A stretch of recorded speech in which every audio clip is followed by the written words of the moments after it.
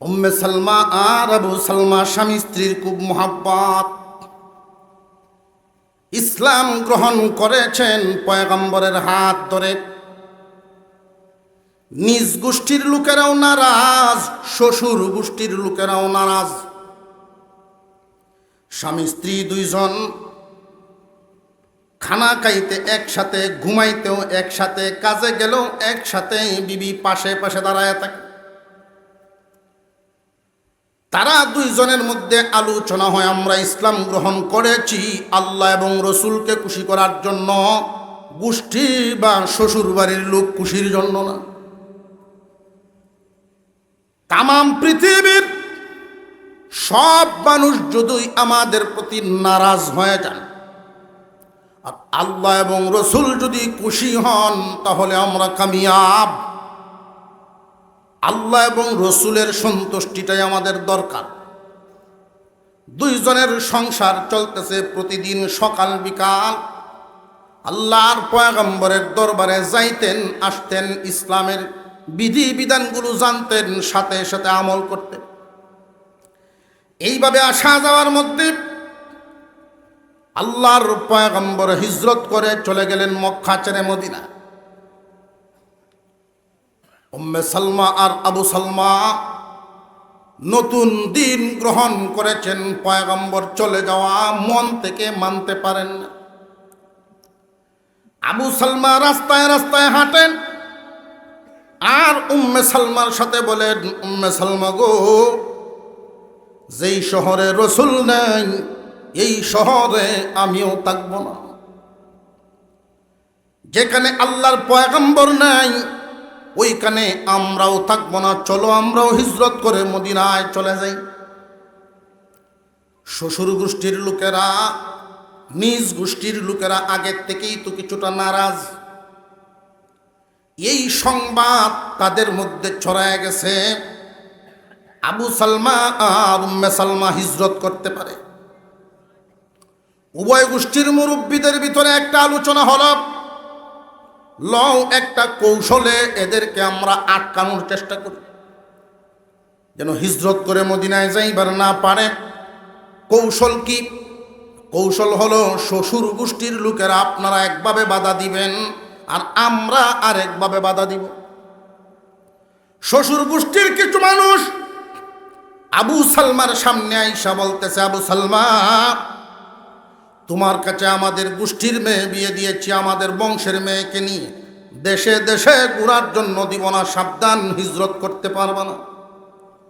হিজরত যদি করতে হয় তুমি একলা যাও, আমাদের মেয়েকে রাইখা যাও। তারা ভালো করেই জানে স্বামী স্ত্রীর এত মোহাব্বত একজন আর একজনের ছাড়া থাকে না। মেয়েকে তারা আটক দিল, দেখি এখন বিবি ছাড়ে নাকি হিজরত ছাড়ে। শ্বশুর গোষ্ঠীর লোকেরা উম্মে সালমাকে নিয়ে গেল, নিজ গোষ্ঠীর লোকেরা সামনে আইসা দাঁড়ায়, রে আবু সালমা, সন্তানটা যদিও তোমার, কিন্তু আমাদের বংশ, আমাদের বংশধর হিসাবে আমরার অধিকার আছে।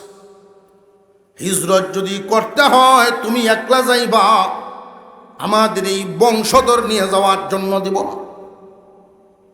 তারা তাদের দাবিতে বাধা হয়ে দাঁড়াইল। হয়তো হিজরত ছাড়ো, না হয় কলিজার টুকরা সন্তানের মায়া ছাড়ো। ঘোষণা করে দিয়েছে তার জায়গা সম্পদ কেউ কিনবা না, বাড়ি ঘর স্ত্রী সন্তান সব আটক। কিন্তু আবু সালমা যেই সিদ্ধান্ত গ্রহণ করেছেন, যেই শহরে রসুল নেই ওই শহরে থাকবো না। আল্লাহ এবং রসুলের সন্তুষ্টিটা তার অন্তরে বড়। আল্লাহ এবং রসুলের পাগল হয়ে গেছে আবু সালমা। উঁচা একটা টিলার মধ্যে দাঁড়ায় তিনি উভয় গোষ্ঠীকে লক্ষ্য করে বলেন, রে আমার গোষ্ঠীর লোকেরা শুনো, শ্বশুর গোষ্ঠীর লোকেরা তোমরাও শুনে রাখো, স্ত্রী সন্তান তোমরা রাখতে পারো, সম্পদ বাজেয়াপ্ত করতে পারো, কিন্তু আমি আল্লাহর পয়গম্বরের হাত ধরে ইসলাম গ্রহণ করেছি। আর যারা সত্যিকারের মুসলমান হয়, আল্লাহ এবং রসুলের মহব্বত এদের অন্তরে সবচেয়ে বেশি হয়। সব কিছু রেখে একা চলে গেলাম মদিনায়। আল্লাহ এবং রসুল যদি খুশি হন তাহলে আমি আবু সালমা কামিয়াব। স্ত্রী এক জায়গায়, সন্তান আর এক জায়গায়, সহায় সম্পত্তি রেখে খালি হাতে রওনা দিলেন আবু সালমা। খোলা আসমানের নিচে যাইতেছেন বেশ কয়েকদিন সময় লাগায়া। যখন গিয়ে মদিনায় পৌঁছলেন, আল্লাহর পয়গম্বরের কাছে জিবরাইল আমিন এই আয়াত নিয়ে হাজির হয়ে গেলেন। ওগো নবীজি, আল্লাহ রব্বুল আলামিন এই আয়াত কেন আপনারে শুনাইছেন, জানায়া দেন। যারা আল্লাহ এবং রসুলকে পাওয়ার জন্য, আল্লাহ এবং রসুলের মোহাব্বত করার জন্য সব বিলায় দিবার পারে, আপনি এদেরকে জানায়া দেন। যদিও এই পরিমাণ মানুষের সংখ্যা কম, তবে এই বড় দিলওয়ালা মানুষদের জন্য আল্লাহর একটা ঘোষণা আছে। আল্লাহ রব্বুল আলামিন নিজেও এদের জন্য দরদি হয়ে যায়। সুবহানাল্লাহ, একটু জোরে কর না সুবহানাল্লাহ। কুরবানিটা কত বড় দিছে, কত বড়ত্ব একটা দিছে। স্ত্রী, সন্তান, সম্পত্তি সব থইয়া হিজরত। আমরা 3 দিনের লাগিন বাইরে রাজি না, 3 দিন। আর সিল্লা হইলে তো আরো বিহত। জেনে রাখবেন, আল্লাহর মোহাব্বত, আল্লাহর সন্তুষ্টি পাওয়ার জন্য যার কুরবানি যত বড় হয়, যার ত্যাগ যত বড় হয়, আল্লাহর মেহেরবানিটাও তত বড় হয়।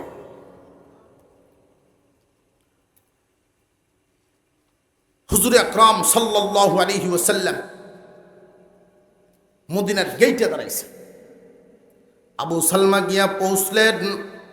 আল্লাহর পয়গম্বর 2 কানা হাত মুবারক সামনের দিকে বাড়ায় বলে, আবু সালমা রে, যদিও সব রাই কাটছো, আল্লাহর সন্তুষ্টি তোমার সাথে নিয়ে আইছ।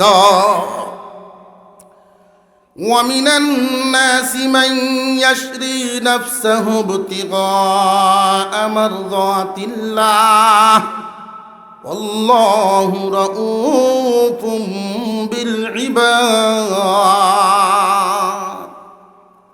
মানুষের মধ্যে এমন কিছু মানুষ আছে যারা আল্লাহর সন্তুষ্টি তালাশ করার জন্য বিনিময়ে সব ছাড়তে রাজি। আল্লাহু রাউফুম বিল ইবাদ, ওই সমস্ত বান্দার জন্য আল্লাহ নিজে দরদি হয়ে যান, নরম হয়ে যান। মদিনায় তাকা শুরু হইল। আবু সালমা মদিনায় তাকে আল্লাহর পয়গম্বরের মোহাব্বত, আল্লাহর মোহাব্বত দিলের ভিতরে আছে। এরপরেও তো উনি মানুষ না, মানুষ না, মানবীয় গুণাবলী আছে উনার মধ্যেই। দুঃখে খাদা, সুখে হাসা, স্মৃতিগুলো মায়া মোহাব্বতের স্মৃতি স্মরণ হয়। রাতে যখন উনি ঘুমান, ডানে বামে তাকায় দেখেন একা শুয়ে আছেন, বিবিও নাই, সন্তানও সাথে নেই। আল্লাহ এবং রসুলের সন্তুষ্টির জন্য সব হারাইলেন। স্ত্রী সন্তানের কথা যখন স্মরণ হয়, চোখের পানিতে বালিশ ভিজে। এইভাবেই সকালে উঠেন, মক্কার দিকে তাকায় থাকতেন। নতুন কোনো কাফেলা যদি যায়, ওই কাফেলার সাথে কোনো মহিলা আসে কিনা। ওনার মনে মনে আকাঙ্ক্ষা ছিল, আমার বিবি বাচ্চা চলে আসবে। এইভাবে দিন যায়, রাত যায়, এইভাবে যাইতে লাগলো। কোনো কাফেলার সাথে যদি দেখে বাচ্চা কোলে একজন মহিলা আসতেছে, মনে মনে ধারণা করতেন মনে হয় উম্মে সালমা আইতেছে। কাছে আসতে দেখতেন যে না, তারা আসে নেই। এইভাবে দিন যাইতে যাইতে 6 মাস চলে গেছে। আবু সালমার দিলের অবস্থা, অন্তরের অবস্থা বিরান হয়ে গেছে। তবু আল্লাহ এবং রসুলের ভালোবাসা নিয়ে এই মদিনায় পড়ে আছে। এদিক দিয়া মক্কায় উভয় গোষ্ঠীর মুরব্বীরা আবার আলোচনা করে, পরীক্ষা করে দেখলাম আটকাতে পারি নাই। পরীক্ষায় আবু সালমা ফাঁস।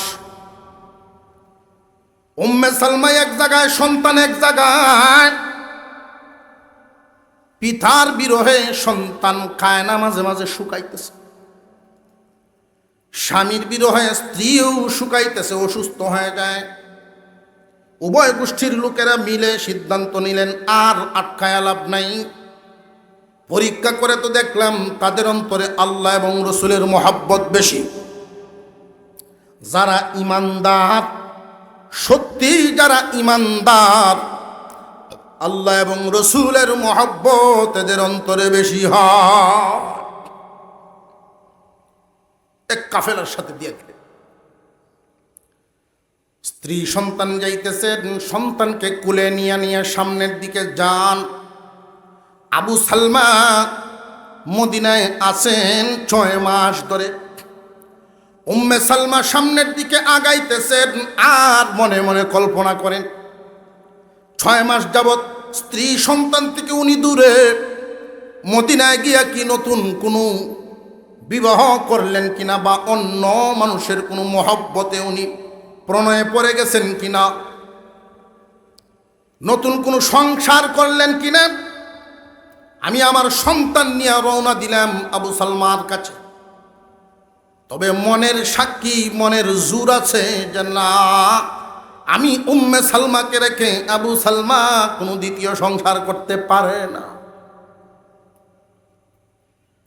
দুইজন যখন একসাথে ছিলেন, একদিনের একটা চুক্তি ওনাদের আছে। স্বামী হ্যাঁ, পৃথিবীর জমিন কারোর জন্য স্থায়ী নয়, সবাই আগে হোক আর পরে হোক দুনিয়া ছাড়বে। আমরা দুইজনের মধ্যে একটা আলোচনা করি, আমি যদি আপনার আগে মরে যাই, আপনি দ্বিতীয় কোনো সংসার করবেননি। স্ত্রী স্বামীকে জিজ্ঞাসা করে, আমি যদি আপনার আগে দুনিয়া থেকে বিদায় হই, আপনি দ্বিতীয় কোনো বিবি গ্রহণ করবেননি।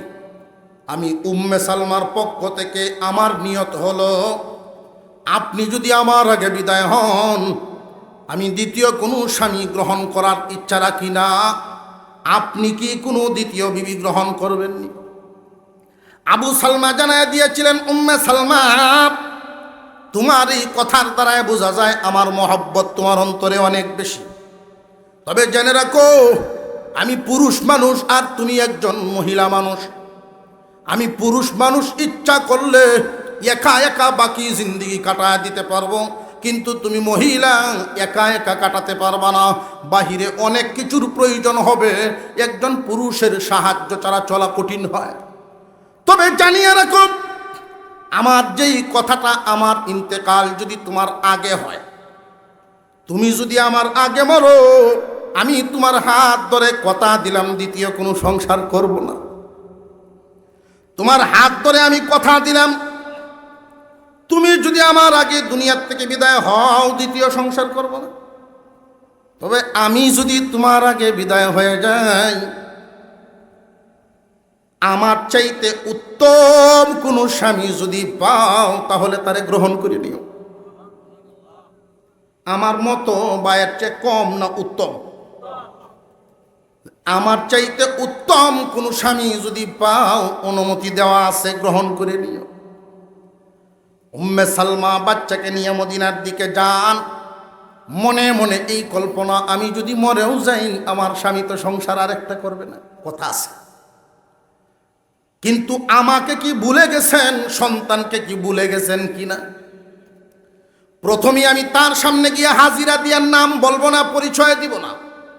6 মাস পরে চুপি চুপি তার পিছনে গিয়ে চোখে ধরব। প্ল্যান করেন, মনে মনে চিন্তা করেন, এই আবেগ ভরা দিল নিয়ে মদিনার দিকে যান। পিছন দিক থেকে গিয়া তার চোখে ধরে আমি বলবো, বলো তো দেখি, আমারে তুমি চিনতে পারো? আমার কণ্ঠ কি 6 মাসে ভুলে গেছেন নাকি মনে আছে, এটা পরীক্ষা করো। স্বামী স্ত্রীর মহব্বত আল্লাহ রসুল শিখাইছে, একজন আরেকজনের সাথে মহব্বত শিখাইছে। আমরার ভিতরে দিন যত যায়, স্বামী স্ত্রীর মহব্বত তত কমে। আল্লাহ রসুল এক হাদিসের মধ্যে বলেন, কেউ যদি স্বামী স্ত্রীতে মিল চাও, আসেননি এখানে কেউ চাই? একজন মুরব্বী হয়েছে, বাকিরা মনে হয় তার হালতের উপরে থাকে তিনি হুজুর। স্বামী স্ত্রীর মহব্বত আমরা চাই কি চাই না? আল্লাহর রসুল বলেন, কেউ যদি স্বামী স্ত্রীতে মিল চাও, এক প্লেটে খানা খাও। আর হুজুরে খাও, আমি যে বলছি আওয়ামী লীগ বিএনপির মতো সম্পর্ক, এমনি না, বাস্তব। জান্নাতের এক বয়ান করতেছে এক মাহফিলে, জান্নাতের নাজ নিয়ামত হোর গেলবা। মুরব্বী একজন দাঁড়াইছে, হুজুর আমি যখন জান্নাতে যাব, বাবুল্যের মাও যাইব, কথাটা বলতে পারিনি। কেন উনি গেলে কি সমস্যা? কয় 35 বছরে আমার জ্বালাই এনেছে হুজুর, জ্বলতে জ্বলতে শেষ। এমন সংসারও তো আছে।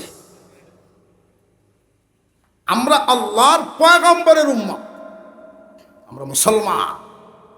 রসুলের কিছু আদর্শ, স্বামী স্ত্রীর দৈনন্দিন জীবন, দাম্পত্য জীবন, আল্লাহর রসুলের কিছু আদর্শ যদি আমরা দাম্পত্য জীবনে ফিট করতে পারি, স্বামী স্ত্রীর মহব্বত, নবীজির ঘোষণা, দিন দিন শুধু মহব্বত বাড়তেই থাকবে, বাড়তেই থাকবে, বাড়তেই থাকবে। তো সমস্যাটা হলো আল্লাহর রসুলের আদর্শ এক জায়গায়, নবীর উম্মত আর এক জায়গায়। হুজুর সাল্লাল্লাহু আলাইহি ওয়াসাল্লাম বলেন, স্বামী স্ত্রীতে যদি মিল চাও, এক প্লেটে খানা খাও। নবীজি শিখাইছেন, ঘরে ঢুকবার সময় সালাম দিয়া ঢুকো, বের হওয়ার সময় সালাম দিয়ে বেরো। দিছেন নি সালাম? কয়দিন দিছেন? আজকে পারবেন নি কেউ? আজকে বাসায় গিয়ে সালাম দিয়ে ঢুকবেন, বিবি সাহেবের সালাম দিতে পারবেন এমন কোনো বাহাদুর আসেনি না? নারে তাকবীর! দেখছেন, এই কয়েকজন বাহাদুর পাওয়া গেছে না। হাত আমি তোলার কথা বলছি, না দিকে তুলেন নাই। কে কে পারবেন সালাম দিতে বিবি সাহেবের গিয়া? বুঝছে লইন, কিন্তু মুসিবত আছে পরে। মনের ভিতরে তো একটা যে জীবনে দিছি না, কি কয় না কয়, ইতস্ততা আসতে পারে। তবে এই জন্য বলছি, বাহাদুরি লাগবে। এটা ইতস্ততা বাদ দিয়া সালাম, রসুলের সুন্নতটা নিয়ে আমি হাজির হবই, এমন পণ করে নেওয়ালা, এমন সাহসী কোনো উম্মত আছেন কি যে বিবিরে গিয়ে সালাম দিবেন ইনশাল্লাহ? মাশাল্লাহ, মাশাল্লাহ, এই তো আলহামদুলিল্লাহ। প্রথম প্রথম সালাম শুনলে উনি এটার উত্তর কিভাবে দেন আমি জানি না, এক একজন এক একভাবে দিবে। আমার এক মুসল্লি মসজিদ থেকে গিয়া সালামের ফজিলত শুনছেন, বিবিরে গিয়া সালাম দিছে, বিবির দিকে তাকায় দিছে না, অন্যদিকে ফিরিয়া সালাম দিছে। বিবি সাহেব সালাম শুনিয়া কবে তুমি যিনি কমায়া করবো, উত্তর তো দিছেই না, কবে তুমি যিনি একটু কমায়া করবো। ফুতানিতের বউ হয়নি কেন? আমার তাই ঢং করে, তারপর ডং নাবে সালাম দিস। উনি মানতে পারতেছেন না যে এই জবানে সালাম, আর ওটা খাটাসের জবান।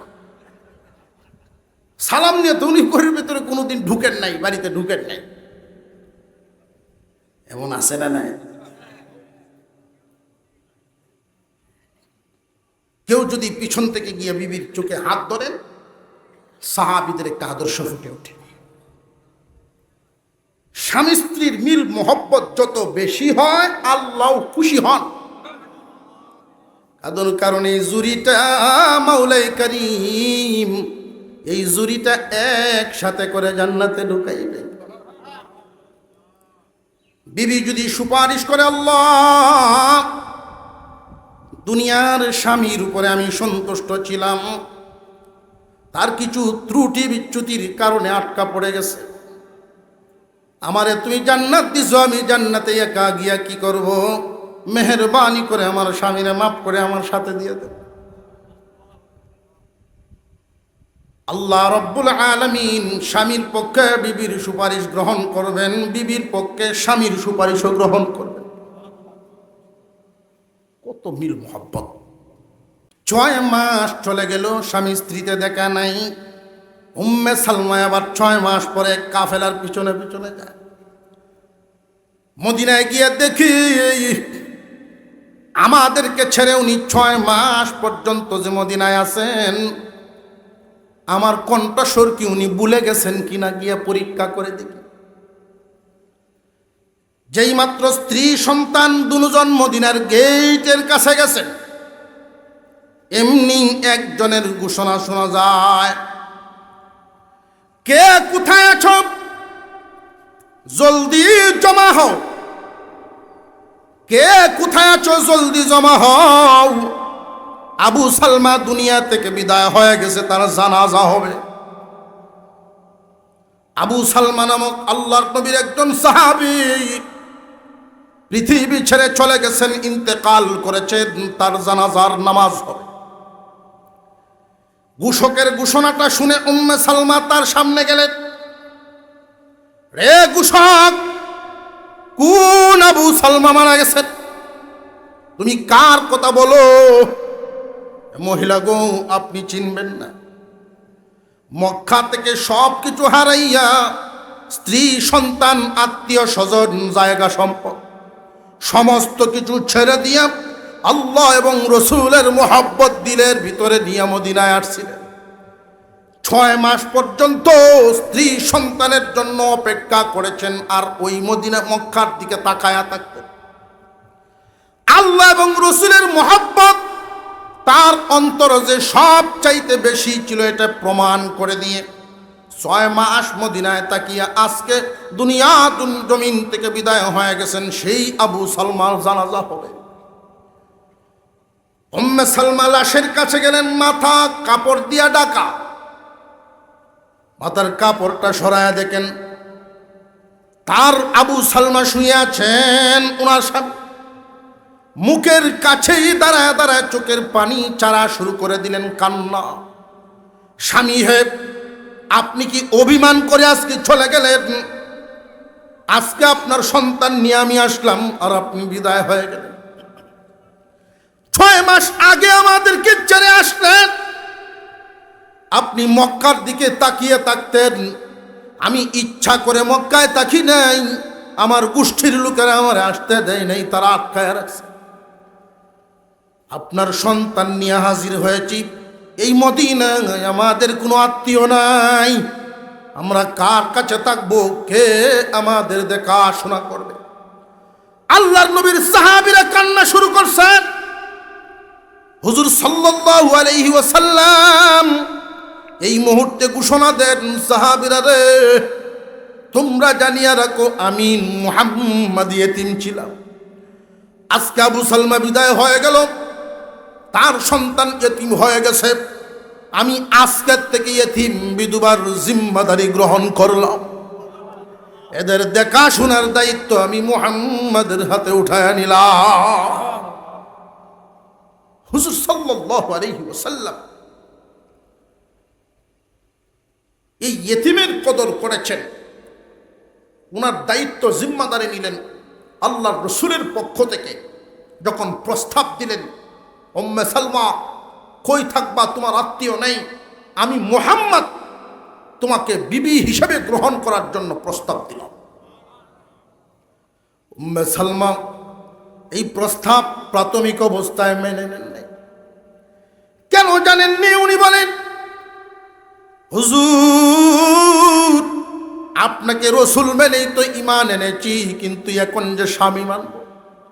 আপনি তো দেখতেছেন আবু সালমা এক এতিম সন্তান রেখে গেছে, আমাকে শুধু যদি একা গ্রহণ করেন, আমার সন্তান কার কাছে যাবে? আমি আমার এই সন্তান রেখে যদি আপনার বিবি হওয়ার মর্যাদা গিয়ে গ্রহণ করি, আর কিয়ামতের কঠিন ময়দানে আবু সালমা আমার সামনে দাঁড়ায়, আর যদি প্রশ্ন করে উম্মে সালমা মুহাম্মদুর রাসূলুল্লাহর বিবি হওয়ার জন্য, নবীর বিবি হওয়ার জন্য আমার ইয়েতিম চেহারা, ইয়েতিম শিশুকে ভুলে গিয়ে তুমি চলে গেছলা, আমি আবু সালমার সামনে লজ্জিত হয়ে যাব হাসরের ময়দানে। আল্লাহর নবী বলেন, উম্মে সালমা, ইয়েতিমের কদর কিভাবে করা লাগে, ইয়েতিমের কদর করলে কি হয়, আমি মুহাম্মদ তো জানি।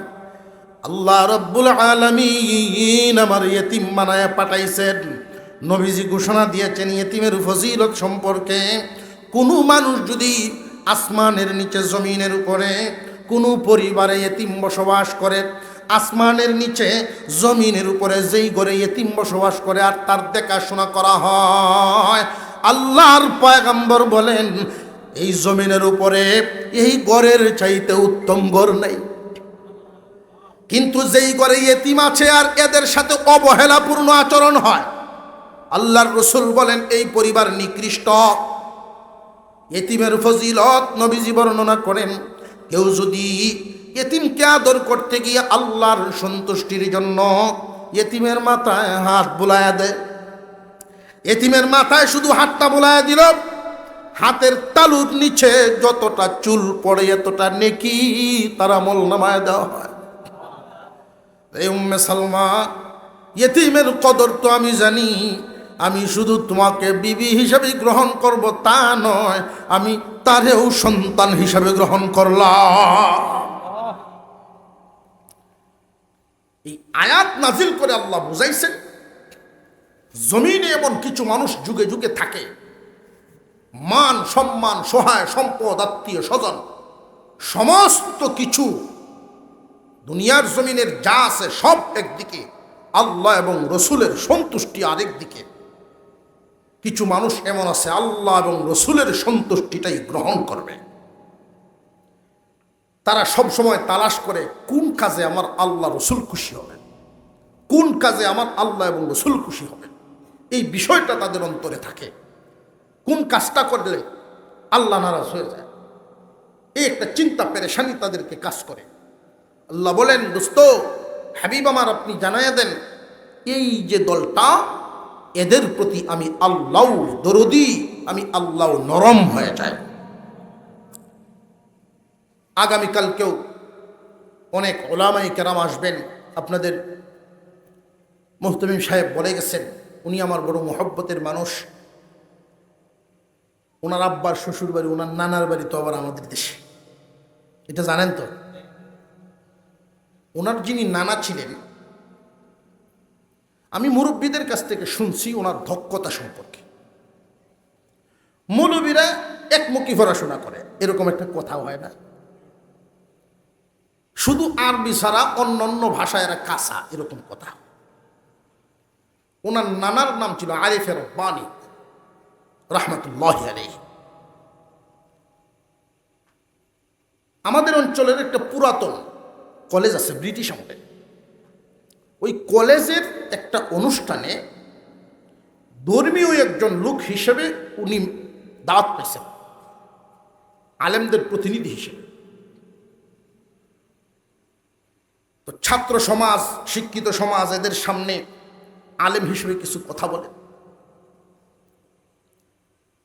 আল্লামা আরিফে রব্বানী রহমাতুল্লাহি আলাইহি, আপনাদের মুহতামিম সাহেব তাফহিম সাহেবের নানা, উনি যে কয়েক মিনিট কথা বলতেছিলেন, বাংলা শব্দ, বাংলা ভাষা আমরা সহজে বলতে পারি, এই জন্য আমাদের কাছে সহজ মনে হয়। আসলে কি সহজ? বাংলা ভাষা খুব কঠিন ভাষা। বাংলা সাহিত্য কঠিন সাহিত্য। উনি যেই সাহিত্যিক ভাষায় কথা বলতেছিলেন, একজন প্রফেসর কানে কানে আইসা বলতেছেন, হুজুর যদি শব্দগুলো আর একটু সহজ করে ছাড়তেন, আর একটু আসানভাবে বলতেন, তাহলে বুঝতে আমাদের জন্য সহজ হইত। উনি এত উচ্চাঙ্গের সাহিত্য ফিট করেছেন ওনার বক্তব্যে, প্রফেসররা অবাক হয়ে তাকিয়ে আছে। উনি বাংলা ভাষায় এত পণ্ডিত ছিলেন, তফিম সাহেবের নানা ভাই।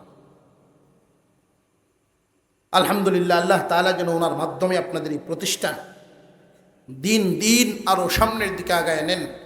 আমিও দোয়া করি, আপনারাও দোয়া করেন, আমিন।